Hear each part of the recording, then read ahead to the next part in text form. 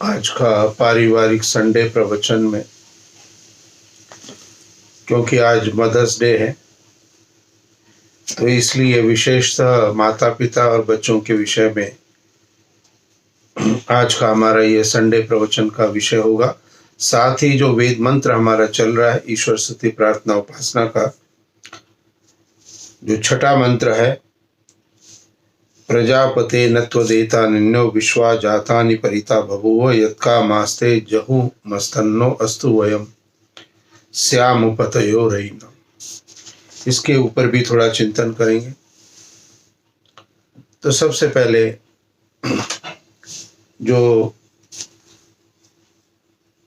Good parenting,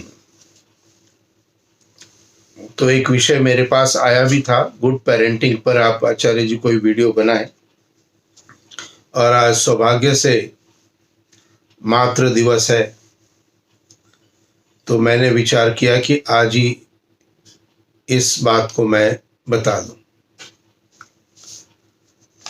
parenting का अर्थ है पालन पोषण करना। माता पिता के लिए बच्चे हमेशा बच्चे होते हैं, उम्र उनकी कितनी भी हो जाए, माता पिता की अथवा बच्चों की, तो जो संबंध है, जो प्रेम भाव है, जो आपस में एक दूसरे के साथ जो भी चिंतन है, कार्यशैली है, वो हमेशा एक रस रहती है। चाहे बच्चा छोटा हो, चाहे बड़ा हो, चाहे अधेड़ उम्र का भी हो गया हो, तो माता पिता के लिए बच्चा हमेशा बच्चा ही रहता है। तो आज हम थोड़ी चर्चा प्रारंभ करेंगे पेरेंटिंग, यानी कि बच्चों का पालन पोषण किस प्रकार से करेंगे। बच्चों के अंदर उत्तमता लानी है। आज की जितनी व्यवस्थाएं हैं बाह्य जगत की, उसके अंदर में हम देखते हैं कि बाह्य परिस्थितियां बहुत कुछ वह नहीं है जो हमारे बचपन के समय हमारे साथ थी। समय परिवर्तन होता जा रहा है, इसलिए हमें भी अपने अंदर परिवर्तन की एक आवश्यकता अनुभव होनी चाहिए कि हम भी अपने अंदर उस परिवर्तन को अनुभव करना प्रारंभ करें।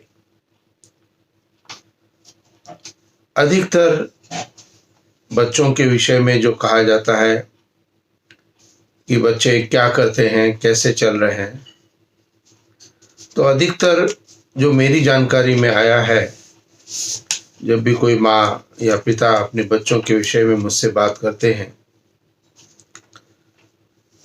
तो उनके लिए बच्चों की 2-3 प्रॉब्लम्स जो है वही बताते हैं अधिकतर, कि बच्चे कहना नहीं सुनते हैं,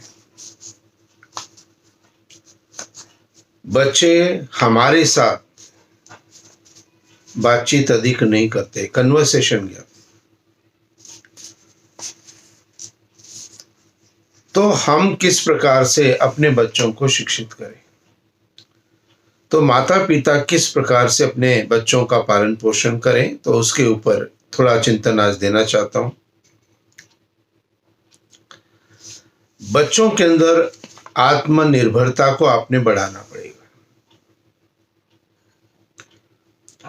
आज की व्यवस्था में बच्चे अपने कमरे के अंदर होते हैं, चाहे वो पढ़ाई कर रहे हो, 8th क्लास का बच्चा हो, चाहे वो ग्रेजुएशन कर रहा है, या चाहे वो नौकरी पर भी जा रहा है जिसका विवाह अभी तक नहीं हुआ है। तो हम अधिकतर देखते हैं कि वो जो बच्चा जहां पर पढ़ाई कर रहा है, लिख रहा है, काम कर रहा है, अधिकतर उसकी सारी जो आवश्यकताएं है, उसकी माँ उस बच्चे को वहीं पर उसी जगह पर ला करके देती है। अब जब एक सुविधा मिलनी प्राप्त हो जाती है, तो उस सुविधा को जब भी कभी आप ब्रेक करना चाहोगे तो बहुत मुश्किल हो जाता है। बच्चों को थोड़ा आत्मनिर्भर भी होना चाहिए, अर्थात आपको अपने साथ अपने बच्चों को इन्वॉल्व करना चाहिए कि सभी बच्चे अपना भोजन अपने आप जा कर के लें, सभी माता पिता के साथ इकट्ठा बैठ कर के भोजन करें, सभी बच्चे माता पिता के साथ बातचीत करना प्रारंभ करें। तभी संभव है जब हम उनको उनके स्थान से उठाएंगे।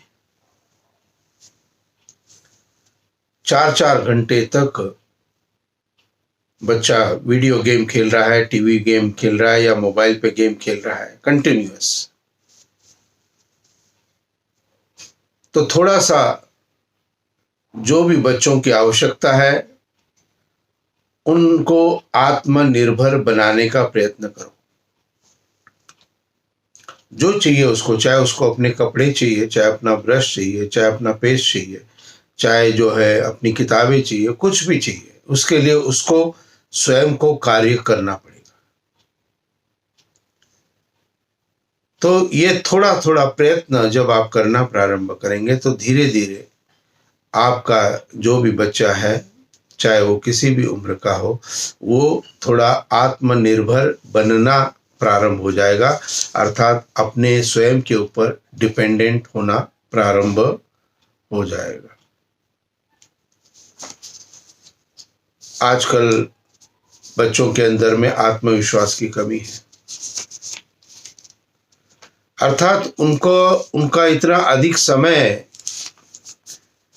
व्यर्थ की बातों में चला जाता है और वो जो कार्य वो करते हैं, चाहे वो वीडियो गेम खेल रहे हो, चाहे वो टीवी पे कोई प्रोग्राम देख रहे हो, उन सभी चीजों में उनकी ऊर्जा, उनकी शक्ति लगती है।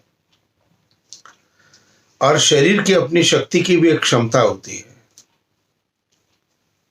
तो धीरे धीरे आलस्य, निद्रा आदि आना प्रारंभ हो जाता है, तो बच्चा फिर धीरे धीरे आलसी होना प्रारंभ हो जाता है और बैठे बैठे वही चीजों के अंदर में अपनी प्रवृत्ति को चलाएगा, धारण करेगा, जो कि उसके लिए सुलभ है।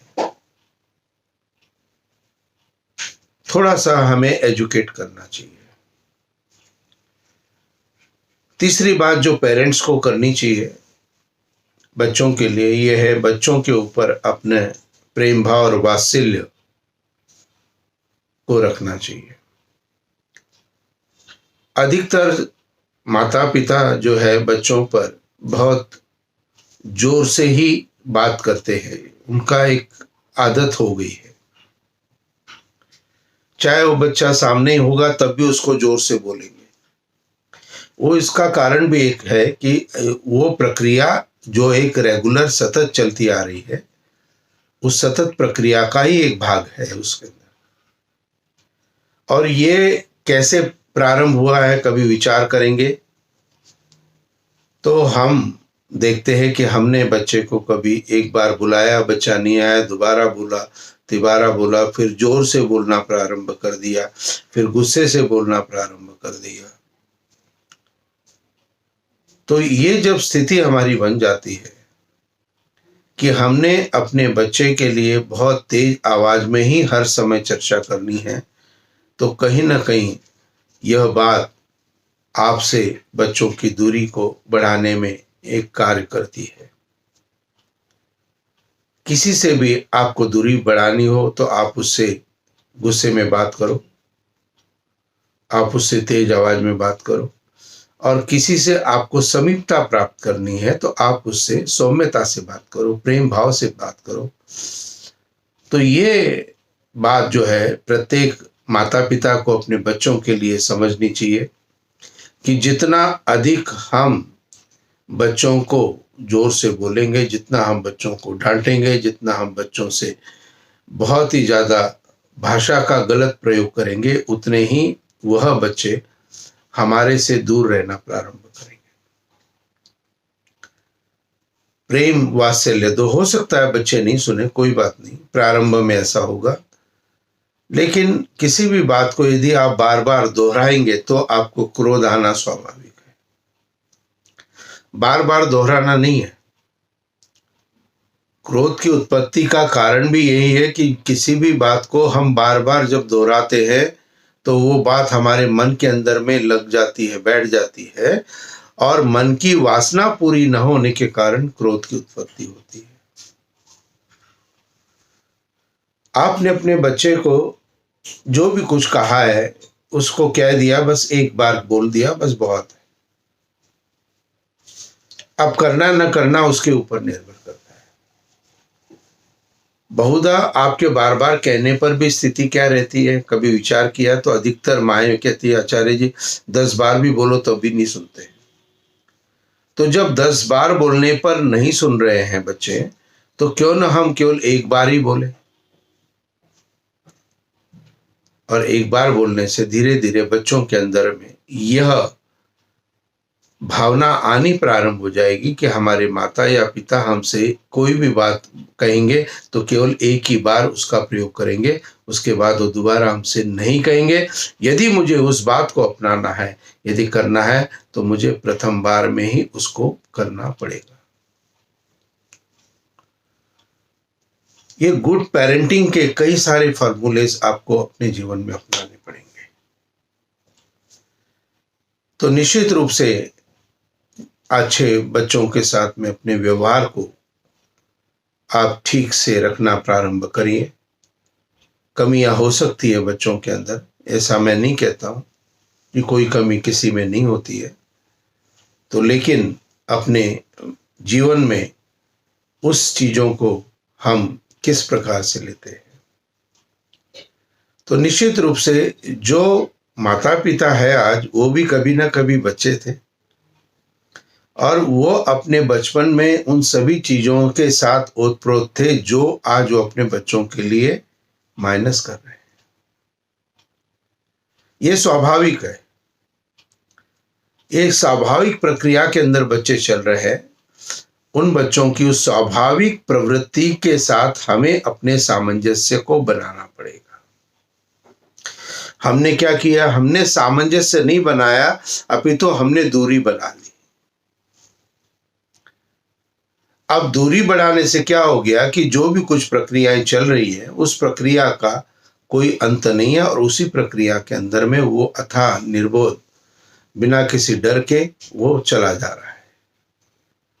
और माता पिता चिंता में पड़ रहे हैं कि मैं अपने बच्चे को कैसे संभालूं, कैसे कहूं, क्या करूं, क्या नहीं करूं। इसीलिए अपने बच्चों को सही मार्ग और दिशा देने के लिए अच्छी वाणी का प्रयोग आपको अपने बच्चों के साथ करना चाहिए, प्रेम भाव और वात्सल्य के साथ। चौथी बात जो मैं कहना चाहता हूं आपसे वो ये है कि अधिकतर माता पिता से यदि कोई बाहर के आपके रिश्तेदार,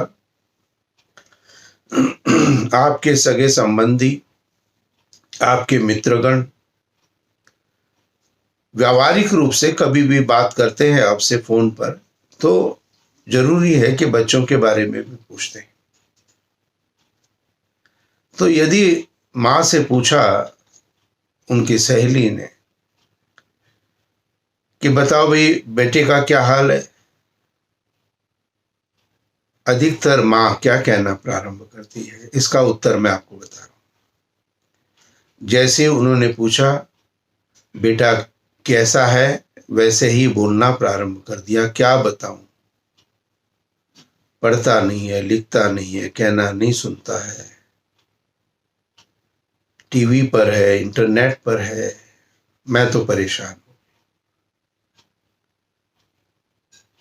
अब ये बच्चे की जो कमियां हैं, जो कि वास्तविक है भी, लेकिन जब आप किसी बाह्य व्यक्ति को उसको प्रदर्शित करते हो, उसको बताते हो, तो आप अपने बच्चे के अंदर सुधार की प्रक्रिया को समाप्त कर देते हो। कैसे कि जब एक सतत प्रक्रिया में हम अपने बच्चों के बारे में इस तरह से बातचीत करते हैं, बहुओं के बारे में बातचीत करते हैं, बेटों के बारे में बातचीत, बेटियों के बारे में, बेटा बेटी और बहुएं ये सभी एक ही प्रक्रिया में है, पोता पोती नाता नातिन ये सभी एक ही प्रक्रिया में है। तो जब हम इनकी कोई भी कमियां जो भी प्रैक्टिकल में है भी उनके अंदर, उसकी चर्चा जब हम बाहर करते हैं और ये सतत बार बार हम करते जाते हैं, तो कभी ना कभी ऐसा समय आता है जब उस बच्चे के कान में आपकी आवाज पड़ती है। क्या सोचते हैं बच्चे? ये सोचते हैं कि हमारी मम्मी जी, हमारे पापा जी हमारी बुराई बाहर किसी से कर रहे हैं। और जब आप उनकी बुराई कर रहे हो तो आपके लिए उन बच्चों के अंदर में आपके प्रति सम्मान की भावना कम हो जाती है, रेस्पेक्ट कम हो जाती है। एक ये व्यावहारिक प्रक्रिया के अंतर्गत हम जा रहे हैं, प्रैक्टिकली हम जा रहे हैं, लेकिन यदि हम सही अपने ढंग से अपने बच्चों को शिक्षित करना चाहते हैं, उनका पालन पोषण हम यदि सही रूप में वेद के अनुसार ले जाना चाहते हैं, तो हमें अपने बच्चों की कोई भी बुराई, कोई भी कमी बाहर किसी से चर्चा में नहीं लानी चाहिए। अपितु उनके जो गुण आपको लगते हैं कि ये गुण बहुत बढ़िया है, उसकी आप चर्चा बाहर अवश्य रूप से करो और बार बार करो और सबको बताना प्रारंभ करो। अब इसका क्या लाभ होगा? पहले आप कह रहे थे बुराई, आप कर रहे हो प्रशंसा। प्रशंसा का लाभ ये होगा, बुराई तो है ही है, लेकिन जब आप एक अच्छी चीज जो बच्चे के अंदर में है और प्रैक्टिकली है भी, ऐसा नहीं है कि 100% वो बुराई है, 20% बुरा होगा, लेकिन 80% प्रत्येक व्यक्ति अच्छा होता है। बुराई 1 या 2 होती है और गुण उसके अंदर में 20 होते हैं, अवगुण ज्यादा नहीं होते, इस बात को भी मेरे ध्यान में रखिए। लेकिन 1-2 अवगुण जो है उस सभी गुणों को नष्ट कर देते हैं। तो जब बच्चे ने सुना कि मेरे माँ या मेरे पिता मेरी प्रशंसा बाहर अपने किसी सगे संबंधी से, मित्र से कर रहे, तो जब उसके आपके शब्द उसके कान में पड़ते हैं, तब क्या होता है? तब आपके बच्चे के अंदर आपके प्रति श्रद्धा की भावना उत्पन्न हो जाती है, आपके लिए सम्मान की भावना उत्पन्न हो जाती है। वह स्वयं सोचता है कि मैं तो खराब हूं, लेकिन मां मेरी प्रशंसा कर रही है। और ध्यान रखिए, एक बात मैं गारंटेड आपको बताना चाहता हूं, एज ए पेरेंटिंग, यदि आप सही ढंग से उनको करना चाहते हो, तो ये बात मैं आपको बताना चाहता हूं कि यदि बच्चों के गुणों का विस्तार आप करेंगे सब जगह पर, बच्चे की पीठ पर आप प्रेम से हाथ रखेंगे और कहेंगे मुझे ये तेरी आदत बहुत अच्छी लगती है, आपको मैं विश्वास के साथ एक बात बताना चाहता हूं कि वह बच्चा अपने जीवन में उस आदत को बार बार करने का प्रयत्न करेगा जो आपको अच्छी लगती है। बार बार करने का, क्योंकि वो चाहता है कि मेरे माता पिता प्रसन्न रहे। लेकिन अभी तक क्यों नहीं किया उसने ऐसा? क्योंकि हम उसकी बुराई का प्रदर्शन कर रहे थे, उसकी कमियों का प्रदर्शन कर रहे थे। अब थोड़ा सा रिवर्स जाना है, विपरीत जाना है, अबाउट टर्न लेना है कि आज से हम अपने बच्चों की कोई भी कमियां है, क्योंकि कमियां हर एक में होती है, और पेरेंटिंग का मतलब ही यही है कि जो भी कमी आपके बहू बेटों में, बच्चों में कोई भी आपको दिखाई देती है, उस कमी को आपने अपने समझ के साथ, सामंजस्य के साथ दूर करना है। किसी को सुधारना चाहते हो तो उससे दूर रह के उसको सुधार सकते हैं या पास रह के सुधार सकते हैं? बताइए। ऑब्वियसली पास रह के सुधार सकते हैं। तो जब आप अपने बच्चों को एक सुधार की दिशा में लाना चाहते हो, तो आपको उनके पास जाना बहुत अधिक आवश्यक है। और यह तभी होगा जब आप अपने बच्चों के अच्छे गुणों की प्रशंसा करोगे, उनसे अच्छी वाणी में बात करने का प्रयत्न करोगे, उनको आत्मनिर्भर बनाने की प्रक्रिया को प्रारंभ करोगे।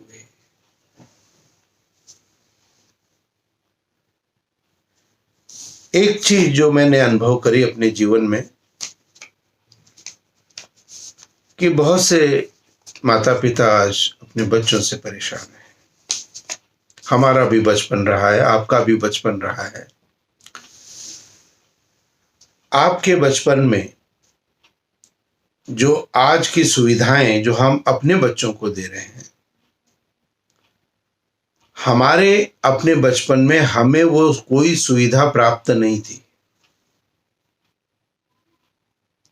हमारे बचपन में शायद पंखा ही हुआ करता था, बहुत अधिक संपन्न व्यक्ति हुआ तो कूलर लगा लिया थे उसने, लेकिन आज हर बच्चा एयर कंडीशन कमरे में रहता है। हमारे बचपन में हमारे पास में शायद एक साइकिल हुआ करती थी, या पैदल या बस से हमें तांगे से हमें कहीं जाना होता था। लेकिन आज हमारे बच्चों के लिए बहुत बड़ी बड़ी मोटर गाड़ियां हैं ड्राइवर के साथ। जो घर हमारे बचपन में हमारे पास था, उसके अंदर कैसे एडजस्ट करके हम पूरा परिवार हम रहते थे छोटे छोटे घर में, आज बच्चों के लिए बड़े बड़े घर हैं, सारी व्यवस्थाएं अच्छी है, कपड़े, स्कूल, खाना पीना, ये सभी कुछ जो शायद हमें बचपन में प्राप्त नहीं था, जिन चीजों का हमें अभाव था, आज हम वो सभी चीजें अपने बच्चों को दे रहे हैं और देना चाहते हैं और देना ही चाहिए। अब कभी आपने विचार किया कि हमें अपने बचपन के अंदर कुछ भी अधिक प्राप्त नहीं था, कुछ भी प्राप्त नहीं था अधिक, लेकिन हम अपने माता पिता का बचपन से सम्मान करते रहे, और आज हमारे माता पिता यदि जीवित है या नहीं है तो भी हम उनके लिए सम्मान की भावना अपने अंदर रखते हैं। चीजें नहीं थी, व्यवस्थाएं नहीं थी, साधन नहीं थे, खाना पीना नहीं था, कमियां थी, लेकिन फिर भी माता पिता के प्रति हमारे अंदर आज भी इस उम्र में आकर के भी सम्मान की एक भावना है।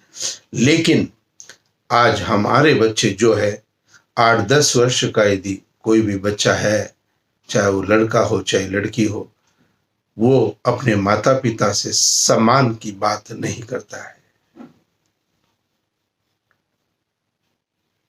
बड़े भी बच्चे सही प्रकार से बातचीत से बात नहीं करते हैं। कभी आपने विचार किया कि ये क्यों हो गया ऐसा, इसके पीछे मुख्य कारण क्या था, कहां पर हमारी पेरेंटिंग कम रह गई? आज मैं आपको बताना चाहता हूं, एक ही चीज थी जो कि आपके पेरेंटिंग में कम रही, जो आपने अपने जीवन में की लेकिन आपने अपने बच्चों को नहीं कराई। कुछ याद आ रहा है आपको? कुछ सोच रहे हो? विचार करिए, विचार करिए कि जब आप छोटे छोटे बच्चे थे तो आपके माता पिता उंगली पकड़ करके आपको मंदिर ले जाया करते थे, वहां यज्ञ हो रहा है, भजन हो रहा है, प्रवचन हो रहा है, जहां पर भी हमें ईश्वर से बचपन में हमारे माता पिता ने हमें जोड़ा था। आज हमारी एकमात्र कमी अपने बच्चों के लिए ये रही कि हमने अपने बच्चों को ईश्वर से नहीं जोड़ा है। बाकी सब तो बहुत बढ़िया है, लेकिन एक ही कमी है कि हमने अपने बच्चों को ईश्वर से नहीं जोड़ा है, परमात्मा से नहीं जोड़ा है, और इसी एक कमी के कारण बच्चों की आत्मा के अंदर वो पवित्रता, पवित्र भाव, पवित्र विचार जो कि ईश्वर की प्रेरणा से प्राप्त हो सकते थे, उसका अभाव हो गया। इसलिए अपने बच्चों को निश्चित रूप से एक शिक्षित करने का, परमात्मा के प्रति शिक्षित करने का एक प्रयत्न करो, और जितना आप बच्चों को शिक्षित कराने का प्रयत्न करोगे उतना ही आपके बच्चे निश्चित रूप से उससे शिक्षित होना प्रारंभ करेंगे। मैं कई परिवारों में यज्ञ कराने जाता हूं, ऐसे भी परिवार है जो कि आर्य समाज से बिल्कुल जुड़े हुए नहीं हैं, लेकिन उनको पूरी यज्ञ की प्रक्रिया, पूरे ईश्वर स्तुति प्रार्थना उपासना के मंत्र, पूरी यज्ञ प्रार्थना और पूरी बात की प्रार्थना कंठस्थ याद हो गई। ऐसा कैसे हो गया? उन बच्चों को कैसे याद हो गया? क्योंकि उनके माता पिता ने उस व्यवस्था को अपने घर में कायम किया। आज हम अपने घर के अंदर में इन किसी भी प्रक्रिया को करने के लिए हमारे पास समय नहीं है, ना हमारे पास में चिंतन शक्ति है, न विचार शक्ति है। The family who eats together press together stage together, एक फ्रेज आता है। द फैमिली, परिवार जो इकट्ठा बैठकर के भोजन करता है और इकट्ठा बैठकर के प्रार्थना करता है, हमेशा इकट्ठा रहता है। आज विघटन क्यों है? क्योंकि भोजन तो सबका ही अलग अलग हो गया, लेकिन भोजन अलग अलग भले ही हो गया, यदि प्रार्थना यदि हमने एक साथ बैठ करके की होती तो निश्चित रूप से ये जो विघटन हमारे परिवार के अंदर में बच्चों का, माता पिता का है, ये हमें प्राप्त नहीं होता। अब करना क्या है? सॉल्यूशंस, सारी चीजें चिंतन हमने दे दिया आपको। अब आते सॉल्यूशंस में क्या करना है आपको, कैसे बच्चों के अंदर में ईश्वर की व्यवस्था को डालना है। सिंपल, कोई भी बच्चा जो 2-3 वर्ष का हो गया है, यदि वो 2-3 वर्ष का बच्चा देखता है कि हमारे घर में यज्ञ होता है, तो वह उस यज्ञ की प्रक्रिया में 3-4 वर्ष के अंदर ही सम्मिलित होना चाहता है। वो बालक चाहता है कि मैं सामग्री डालूं, मैं घृत डालूं, मैं समीधा डालूं। हमें उन व्यवस्थाओं को अपने परिवार के अंदर स्थापित करना पड़ेगा। दैनिक आप सरलतम बच्चों के साथ बैठ करके शाम के समय आप 11 गायत्री मंत्र का पाठ करो, 21 गायत्री मंत्र का पाठ करो, 5 गायत्री मंत्र का पाठ करो, लेकिन नियम होना चाहिए। अब आपके बच्चे मान लीजिए 8-10 वर्ष 12 वर्ष के हैं और आपने उनको कह दिया कि बच्चों, आज से एक नियम मैंने बना लिया है कि शाम को 7 से 7:30 आधा घंटा हम बैठ करके प्रार्थना करेंगे। 15 मिनट उसके अंदर से कोई भी आप ले लीजिए, 7 से 7:30 के बीच में 10 मिनट ले लीजिए, आपको जैसे व्यवस्था हो। अब उसके अंदर आपने क्या करना है? केवल बैठ करके जो आपको सरलतम आपको लगता है, जो प्रक्रिया आपको याद है, उसको आपको करना है। अब आपने बच्चों को तो इन्फॉर्म किया था, लेकिन बच्चे आकर के बैठे नहीं। आप अपनी प्रक्रिया को बंद मत करिए। एक हफ्ते बाद में मैं आपको विश्वास दिलाता हूं कि जिन बच्चों से आप रोज कह रहे हो कि बेटा आ जाओ, प्रार्थना करने का टाइम हो गया, लेकिन बच्चे नहीं आ रहे, वो एक सप्ताह बाद वो धीरे धीरे बैठना प्रारंभ करेंगे। और मैं आपको गारंटी करता हूं, यदि 5-6 वर्ष के बालक है, आपके छोटे बच्चे हैं, तो शाम को 7 बजे आपको याद दिलाएंगे कि मम्मी अब गायत्री मंत्र करने का टाइम हो गया है, हमें बैठ के प्रार्थना करनी है। वो आपको याद दिलाएंगे। यदि सही पेरेंटिंग आपको करनी हो, अपने बच्चों को शिक्षित करना हो, चाहे वो बहुएं हैं, चाहे बेटियां हैं, चाहे बेटे हैं, चाहे बच्चे हैं, किसी भी उम्र के हैं, उनको ईश्वर से जोड़ना प्रारंभ करो। सरलतम विधि है गायत्री मंत्र है।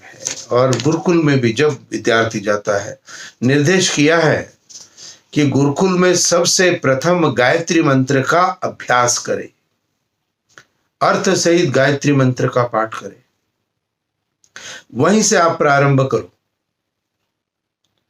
वहीं से आप शुरू करो।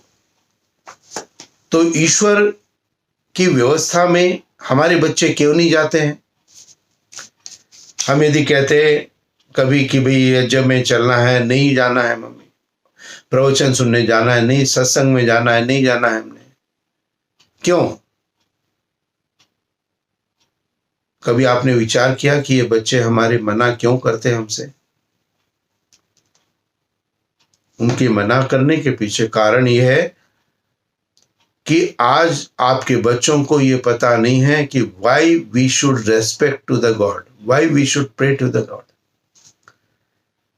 हम ईश्वर से प्रार्थना क्यों क्यों करें? क्या मिलेगा हमको? और शायद हमारे बच्चे, आप पूछ के देखिए, उनको नहीं पता। कोई बोलेगा शांति मिलती है, शांति तो और भी चीजों से मिल सकती है। ऐसी क्या चीजें हैं जो केवल ईश्वर से प्रार्थना से ही आपको मिल सकती है? अपने बच्चों को एजुकेट करो इन बातों को जो मैं अब बताने वाला हूं, कि बेटा देखो, ईश्वर से जब आप जुड़ोगे तो आपको दो चीजें प्राप्त होंगी जो आपको अन्य किसी चीज की से प्राप्त नहीं होगी, और इन दोनों की आपको अपने जीवन के हर समय काल में आपको आवश्यकता है। इसलिए ईश्वर से जुड़ना है। दो बातें क्या क्या मिलेगी? एक, सबसे पहले ईश्वर आपकी आत्मा के अंदर शक्ति देगा बेटा, कि कोई भी दुख या कष्ट आपके जीवन में आता है आप उसको सहन कर सकते हो। तो ईश्वर आपके अंदर शक्ति देगा। बाहर की शक्ति तो हम खाने पीने से प्राप्त कर सकते हैं, लेकिन आंतरिक शक्ति बच्चों हमें केवल मात्र परमात्मा से प्राप्त हो सकती है, ईश्वर से प्राप्त हो सकती है। आप मुझे बताइए, जो इनर स्ट्रेंथ होती है, जो भी कभी विपरीत परिस्थितियों में आपके साथ में, कभी आप कॉलेज में हैं, कभी स्कूल में हैं, विपरीत परिस्थिति के अंदर आपके अंदर जो हिम्मत रहती है ना, वो हिम्मत कहां से आती है आपके पास में? वो साहस कहां से आता है? वो आता है परमात्मा से। वो इसलिए आता है क्योंकि आपने कभी ना कभी ईश्वर का ध्यान किया था, आपका क्रेडिट बैलेंस पड़ा हुआ है। इसलिए ईश्वर का नित्य प्रति ध्यान करने से बच्चों आपकी आत्मा के अंदर में परमात्मा आत्मिक बल प्राप्त कराएगा, और दूसरी जो चीज आपको प्राप्त होगी वो है डायरेक्शन। आप विद्यालय में, कॉलेज में पढ़ते हो, स्टूडेंट हो, तो स्कूल में जब पढ़ते हो तो वहां पर एग्जामिनेशन में जब क्वेश्चन आता है और क्वेश्चन का आंसर आपने याद तो किया था लेकिन अब भूल गए, डायरेक्शन नहीं है।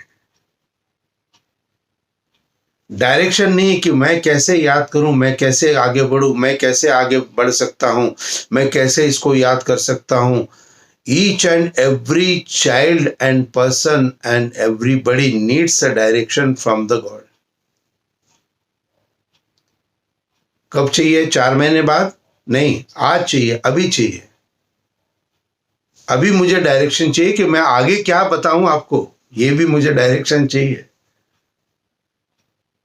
तो ये डायरेक्शन जो आपको प्राप्त होती है, कहां से होती है बच्चों?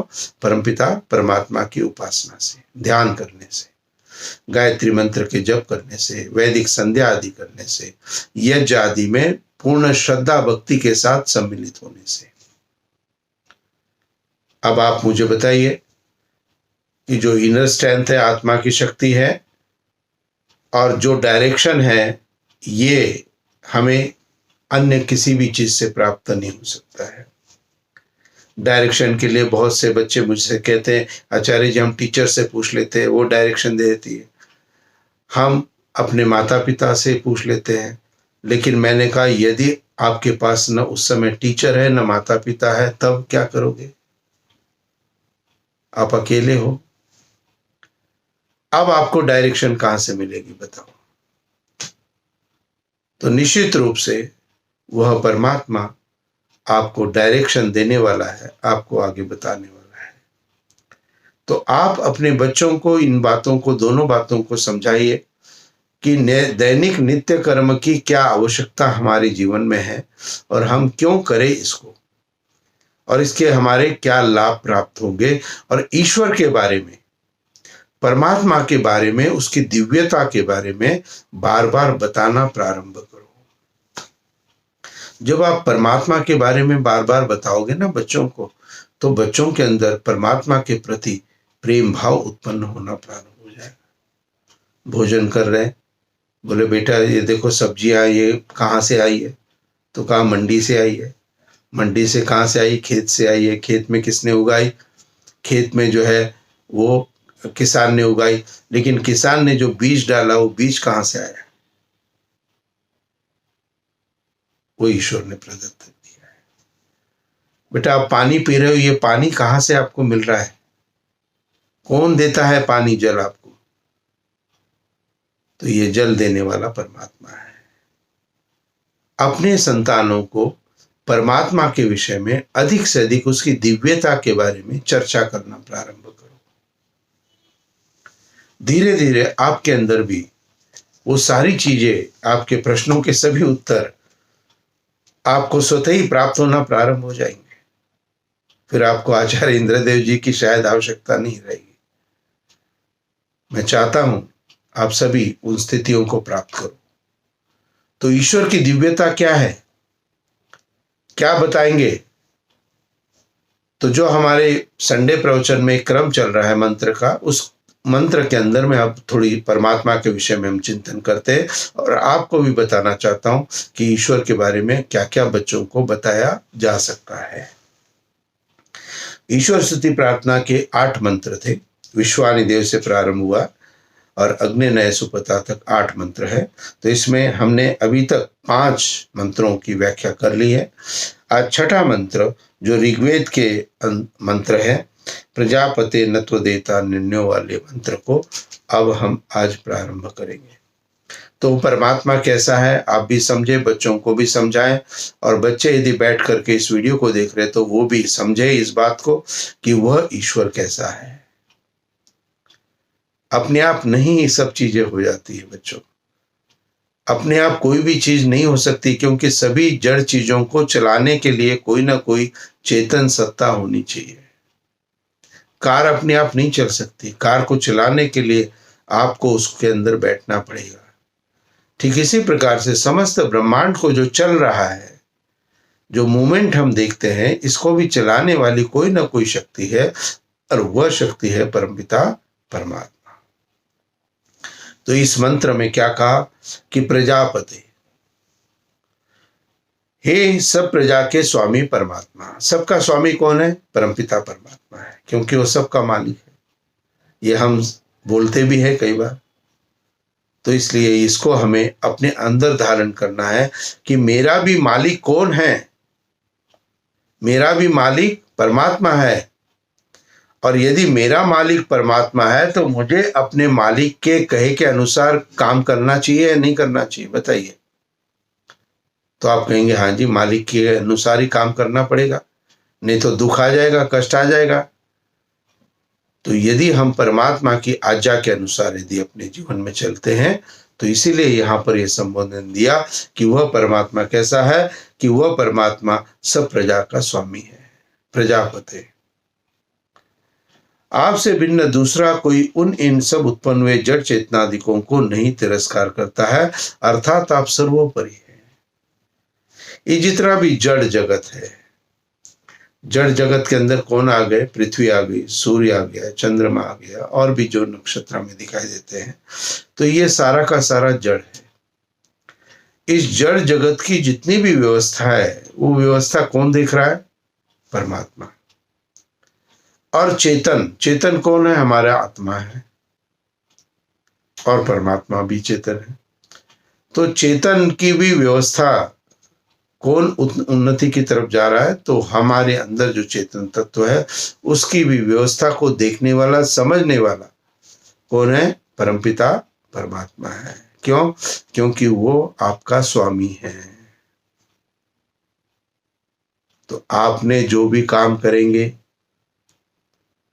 कोई नहीं देख रहा है, कमरे में अकेले हैं, लेकिन ईश्वर आपको देख रहा है, इस बात को समझ लीजिए। क्योंकि मालिक की निगाह तो अपने सेवक के हर काम पे होती है। भले उसके सामने हो या नहीं हो, अनुभव वो कर लेता है, पता उसको लग जाता है। और ईश्वर सब जगह व्याप्त होने के कारण सब जगह व्याप्त है, इसलिए वो परमात्मा कैसा सर्वोपरि है, सबसे ऊपर है। किसमें? जड़ चेतन इन दोनों सत्ताओं में वो ऊपर है। मैं बहुत अच्छा हूं, हो सकता है, लेकिन मैं परमात्मा नहीं हो सकता। तो इसलिए परमात्मा सर्वोपरि है, सबसे ऊपर परमात्मा है, इसलिए वो हम सबका स्वामी है। जो प्रजापति में कहा गया था, ईश्वर हमारा क्या है? स्वामी है। अब आगे क्या कहा? यत कामहा, जिस जिस पदार्थ की कामना वाले हम लोग आपका आश्रय लेवे और वांछा करें, उसकी कामना हमारी सिद्ध होवे।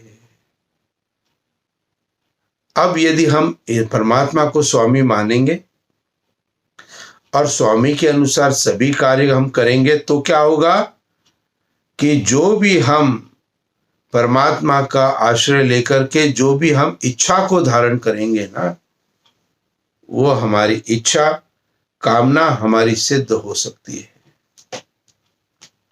अब कैसे सिद्ध हो सकती है? अब एक बच्चे ने 8वीं क्लास में स्कूल में पढ़ रहा है, कक्षा में, और उसने कहा भाई ईश्वर की प्रार्थना करनी है, मैंने 8 घंटे रोजाना गायत्री मंत्र का पाठ कर रहा है, पढ़ाई नहीं की है। क्या वो बच्चा विद्यार्थी परीक्षा में पास हो सकता है? क्या नहीं हो सकता। इसलिए क्योंकि उसने कर्म नहीं किया, पढ़ाई नहीं की। तो ईश्वर की उपासना के साथ जो कर्म हम करते हैं, जो कार्य हम करते हैं, और उन कार्यों को वो स्वामी हमारे देख रहा है, उन कर्मों के अनुसार ही हमें अपनी कामनाओं के सिद्ध होने की प्राप्ति की तरफ हमारा परसेंटेज बढ़ेगा या घटेगा। बहुत से लोग कहते हैं जी बहुत मेहनत करते हैं लेकिन कुछ नहीं प्राप्त होता है। बहुत बच्चे सोचते हैं भाई बहुत याद करता हूं लेकिन याद नहीं होता है। कारण एकमात्र इतना है कि हमने अपने अंदर की व्यवस्था को बिगाड़ रखा है।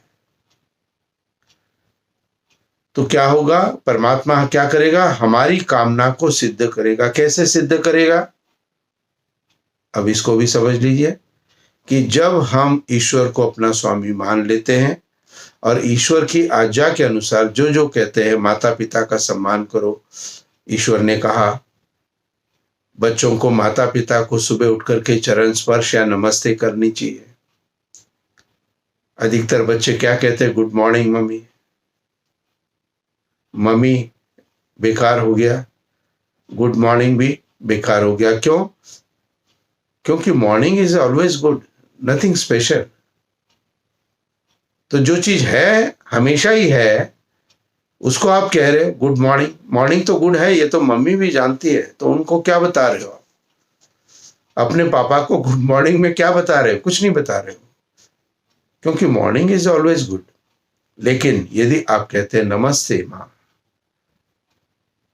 तो नमस्ते का अर्थ है नमते, मैं आपका सम्मान करता हूं। नमस्ते का अर्थ है मैं आपका सम्मान करती हूं। इसलिए सभी बच्चे अपने माता पिता को गुड मॉर्निंग को हटा करके नमस्ते जी का प्रयोग करना प्रारंभ करो। आपकी कामना सिद्ध होनी प्रारंभ हो जाएगी। क्यों? क्योंकि ईश्वर ने कहा माता पिता का सम्मान करो, तो हम सम्मान कर रहे हैं। अब हमारी कामना सिद्ध हो सकती है। कैसे सिद्ध हो जाएगी? जब ईश्वर ने हमें कहा कि आप सच्चे बोलो, हमारे स्वामी ने कहा है कि सच बोलना चाहिए, और हमने हमेशा सच बोलना प्रारंभ कर दिया। ईश्वर ने कहा है कि हमें अपने अंदर की बुराइयों को छोड़ देना चाहिए, तो हमने अपने अंदर की सारी बुराइयों को छोड़ना प्रारंभ कर दिया। अब कामना कैसे सिद्ध होगी? हमारी इच्छा कैसे सिद्ध होगी? कि जब हमारे अंदर की बुराइयां और कमियां दूर हो जाएंगी, तो क्या हो जाएगा? तो हमारा ध्यान और लक्ष्य, जो भी हमारी कामना है, उसकी तरफ ज्यादा कंसंट्रेशन हमारा हो जाएगा। मान लीजिए अभी बच्चे जो भी है पढ़ाई कर रहे हैं, अधिकतर मैं बच्चों से पूछता हूं एक प्रश्न कि आप टीवी, वीडियो गेम या पिक्चर देखना या गेम्स को देखना टीवी के अंदर में आप प्रतिदिन करते हो? कहते हाँ जी। मैंने कहा आप घर के अंदर पढ़ाई भी करते हो? कहते हाँ जी। मैंने कहा आप एक बात बताओ कि आपके घर के अंदर आप टीवी ज्यादा टाइम देखते हो, ज्यादा समय देखते हो, या आप पढ़ाई ज्यादा समय देखते हो? अधिकतर बच्चों का एक कैलकुलेशन है कि हम दूसरी चीजों में ज्यादा समय देते हैं। मुख्य क्या है आपके लिए? आपकी शिक्षा है, विद्या अध्ययन है। क्योंकि अभी बच्चों आप यदि शिक्षित होगे तो आप अपने भविष्य को बहुत उज्जवलता की तरफ ले जाना प्रारंभ करोगे। क्योंकि पढ़ाई का यही समय है, 25 से 30 वर्ष तक का समय है एजुकेशन का, पढ़ने का। और बाकी की एज कितनी हमारी बचेगी? 100 ईयर्स मान के चले तो 75 years. Those 75 years is depend on this 25 years of our education. हम कितना अधिक एजुकेशन में पढ़ चुके हैं और उतनी ही बढ़िया हमारी नौकरी हो गई और उतनी बढ़िया हमारी तनख्वाह हो गई। और जब तनख्वाह पैसा बहुत हो गया तो साधन भी हमारे सब बढ़िया हो गए। ओहो, 75 वर्ष हमारा आनंदमय चल गया। परिश्रम कितने वर्ष किया? 25 वर्ष। और यदि इस 25 वर्ष के अंदर आपने बच्चों पढ़ाई नहीं की, विद्या अध्ययन नहीं किया, तो निश्चित रूप से 75 वर्ष आपके लिए आसान नहीं होंगे। सारा कुछ depend of your future is depend on today's education, today's respect to your parents. ये सब चीजों के ऊपर, अच्छे बनने के ऊपर, ये सारा के सारी चीजों के ऊपर आपका भविष्य निर्धारित होता है। इसलिए सब बातों को विचार करके अपने जीवन में आगे चलना है। तो कैसे कामना सिद्ध होगी? कि जब कोई भी चीज है जो कि प्योर हम करना चाहते हैं तो क्या करते हैं? उसके अंदर की बुराई को हटाते जाते हैं। कपड़ा है मैला हो गया था तो क्या किया उन्होंने? साबुन लगाया। साबुन लगा के क्या किया? कपड़ा जो है स्वच्छ कर दिया, और स्वच्छ कपड़ा फिर दोबारा प्रयोग किए। मैला कपड़ा है, साबुन का प्रयोग नहीं कर रहे, पानी से ही धो दिया, दोबारा पहनने की इच्छा होगी आपकी? नहीं होगी। ठीक इसी प्रकार से हमारा जीवन होता है कि यदि हम अपने जीवन की कामनाओं को सिद्ध करना चाहते हो तो हमें परमात्मा से अपने आप को जोड़ना जरूर पड़ेगा। अपने माता पिता, अपने परिवार के साथ हमें जुड़ना जरूर पड़ेगा। तो जो आपका एक सामंजस्य अपने माता पिता के साथ, अपने परिवार के साथ, अपने टीचर्स के साथ में और परमात्मा के साथ जब बनना प्रारंभ हो जाता है, तब आपका एक जो उद्देश्य आपका है, उस उद्देश्य के लक्ष्य आपको सरलता से प्राप्त होना प्रारंभ हो जाते हैं। अन्यथा डिफिकल्टीज होती है। अधिकतर बच्चों को मैं पूछता हूं, कॉलेज गोइंग बच्चे हैं, 11वीं 12वीं के बच्चे हैं, तो मैं पूछता हूं कभी आपके मित्र कहीं पर जाने के लिए आपको बुलाते हैं और यदि आपकी माँ या पिता आपको जाने से मना करते हो तो आप क्या करते हो? अधिकतर बच्चों का ये जवाब था कि जी हम जाते हैं। आपका मित्र जो आपकी बाहर की व्यवस्था से जुड़ा हुआ है और जो आपके माता पिता आपके घर की व्यवस्था से जुड़े हुए, आपसे जुड़े हुए हैं, आपने अपनी घर की या उनके जुड़ाव को काट दिया और बाहर के जुड़ाव से आप जुड़ना प्रारंभ हो गए। और बाहर का जुड़ाव बच्चों कैसा होता है? सही भी हो सकता है और गलत भी हो सकता है। और घर का जुड़ाव हमेशा कैसा हो सकता है? सही है। इसलिए आपकी कामना जो भी आप चाहते हो करना, वो जरूर सिद्ध होगी। अपने लक्ष्य को जरूर धारण करें। जिससे हम लोग धन और ऐश्वर्यों के स्वामी हुए। अब कामना सिद्ध होगी, पढ़ाई अच्छी तरह से पढ़ेंगे तो क्या होगा, धन और ऐश्वर्यों के स्वामी बन जाएंगे, अच्छी नौकरियां लगेंगे, अच्छी जगह जाएंगे, विद्वान है तो सम्मान होगा, और सम्मान होगा तो अधिक धन भी आएगा। ये सारी चीजें एक दूसरे के साथ जुड़ी हुई है। किससे? एजुकेशन के साथ और आपके आचरण, विचार और व्यवहार के साथ। खाली आपको एजुकेशन में ही स्टैंडर्ड नहीं बनाना है बच्चों, आपको अपने आचरण, विचार और व्यवहार के अंदर भी अपने परिवर्तन को लाना चाहिए। और निश्चित रूप से कोई भी चीज आपको अपने जीवन के अंदर कभी भी बाधित होती है, any time if you are disturb with anything, any situation, हमेशा यदि अकेले हो उस समय, तो उस समय परमात्मा को ध्यान करो, ईश्वर की उपासना करो, बैठ करके गायत्री मंत्र का पाठ करो। मैं आपको विश्वास दिलाता हूं कि ईश्वर आपकी उस समस्या का समाधान आपके अपने मस्तिष्क में स्वयं डाल करके ईश्वर बता देगा। घर परिवार में है तो आपका परमात्मा कौन है, आपका ईश्वर कौन है? आपके माता पिता। मेरे कल के वीडियो में मैं बताऊंगा इसको, पंचयज्ञों में। तो पंचयज्ञों में 5 वीडियो मेरे 5 दिन आएंगे, उसके अंदर में एक दिन है पितृ यज्ञ का भी है। तो माता पिता क्या है? देवता है। क्या है? देवता है। और इसलिए देवताओं का सम्मान हमें करना चाहिए। तो बच्चे माता पिता को देवता मानते हुए माता पिता का सम्मान करें, उनके कहे के अनुसार चले, उनके जीवन में आगे चले और उनसे प्रेम भाव बना के रखें, उनकी बातों को एक बार ही सुने। और कभी भी अपने माता पिता से कभी भी आर्गुमेंट आपका होता है तो ऊंची आवाज में बात नहीं करें। ये डायरेक्शंस बच्चों के लिए। और पेरेंटिंग के लिए क्या डायरेक्शन है, जो मैंने प्रारंभ में बताया था कि ईश्वर से अपने बच्चों को जोड़ना प्रारंभ करो। इसके लिए आपको स्वयं सबसे पहले जुड़ना पड़ेगा। आपको बैठ करके आधा घंटा, 1 घंटा रोजाना गायत्री उपासना करनी पड़ेगी।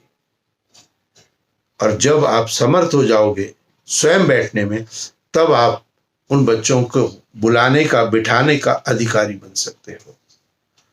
और बिना ईश्वर की समीपता से किसी के अंदर भी पवित्रता, पुण्यता और लक्ष्य का निर्धारण नहीं हो सकता है।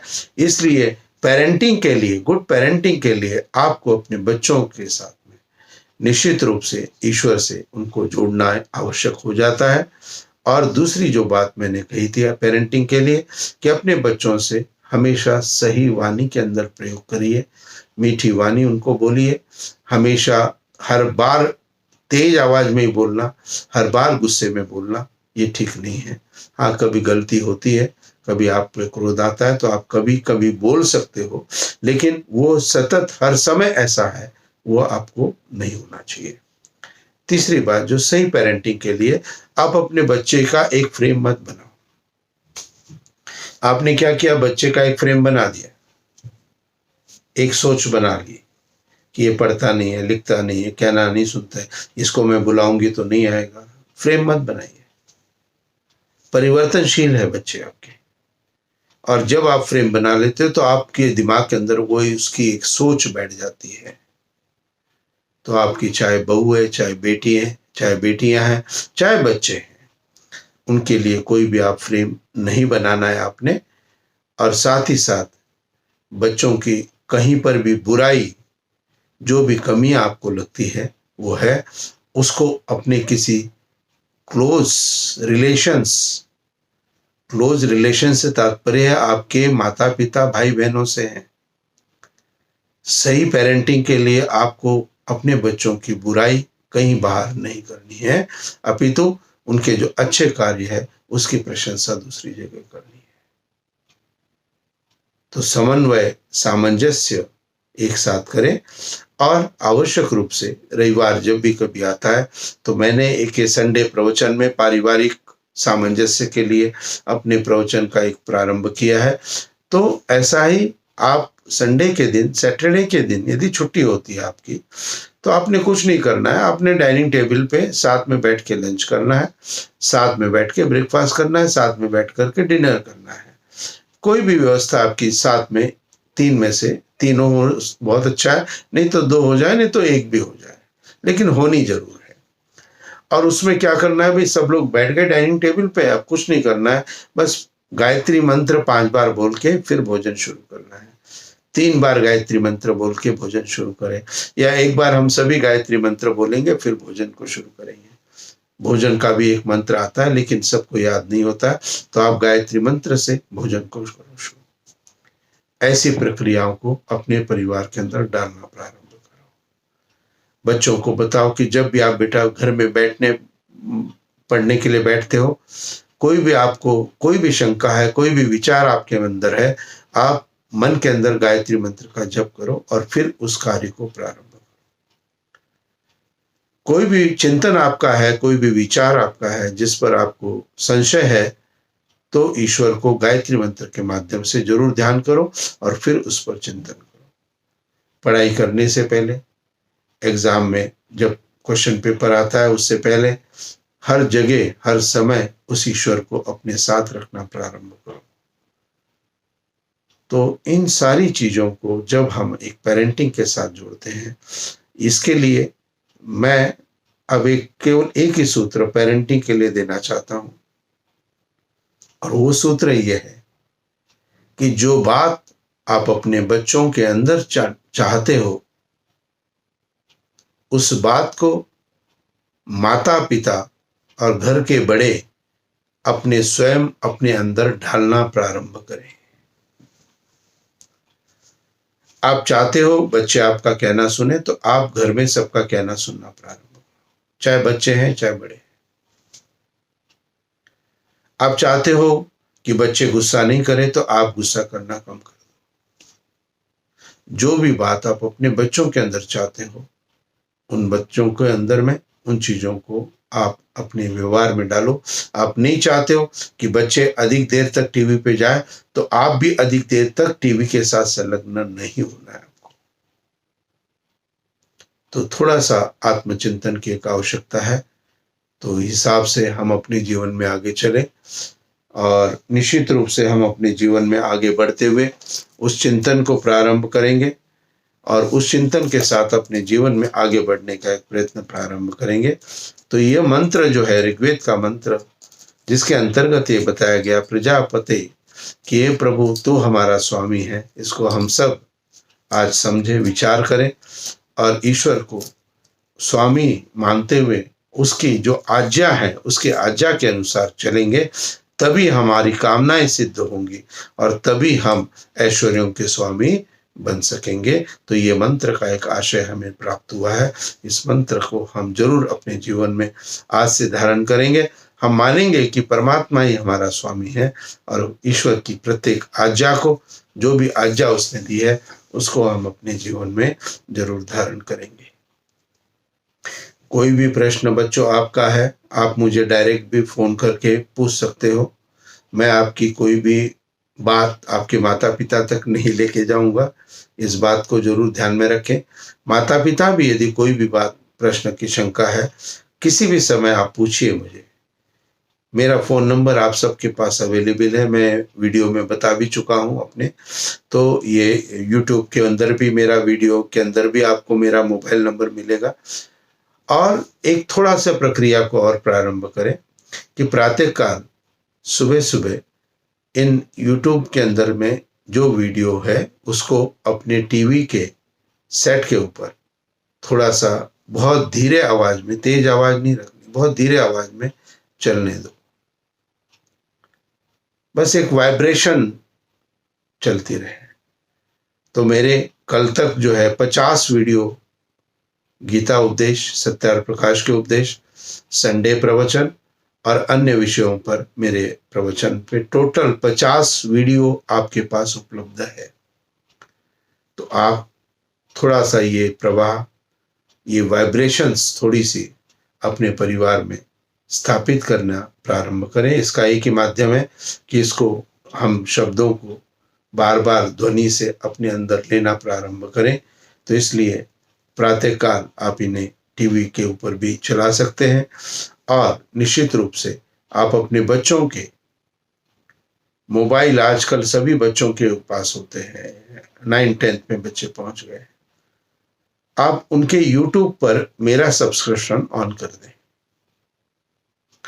अब सब्सक्रिप्शन बच्चों का ऑन करने से क्या होगा कि मेरी जो भी वीडियो मैं अपलोड करूंगा, चाहे किसी भी विषय पर हो, वो बच्चों को सामने दिखाई देगी जब भी वो यूट्यूब खोलेंगे। अब बच्चे नहीं पढ़ना चाहते, नहीं देखना चाहते, कोई बात नहीं, लेकिन कभी ना कभी तो उनके मन में विचार आएगा ना कि आचार्य जी दिखाई दे रहे हैं, चलो आज सुनते हैं थोड़ा सा।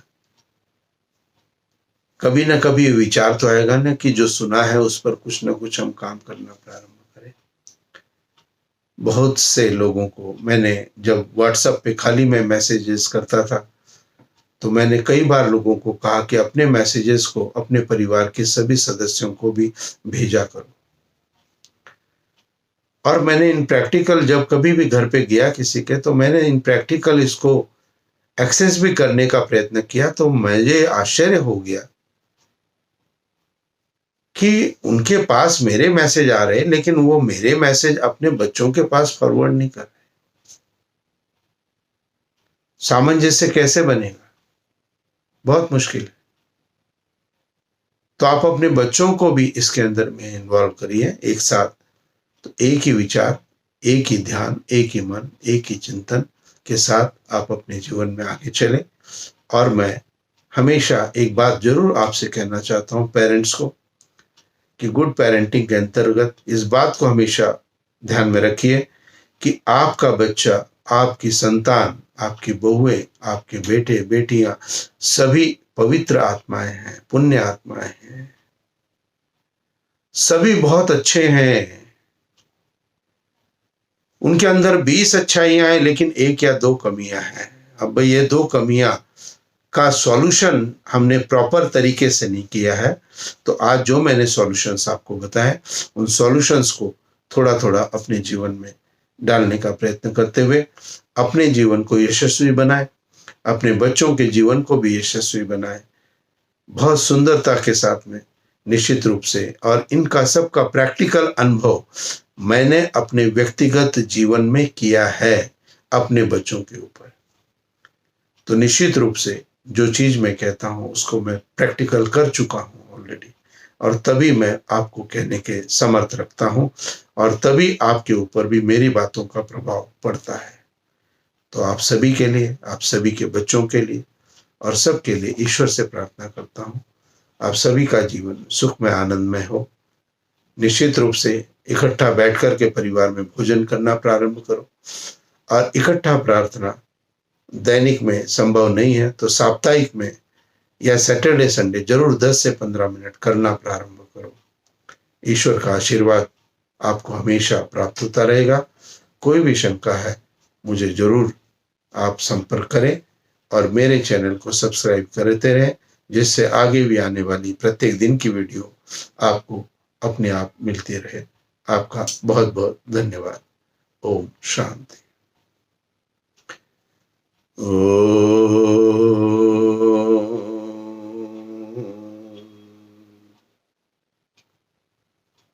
शांति शांति शांति।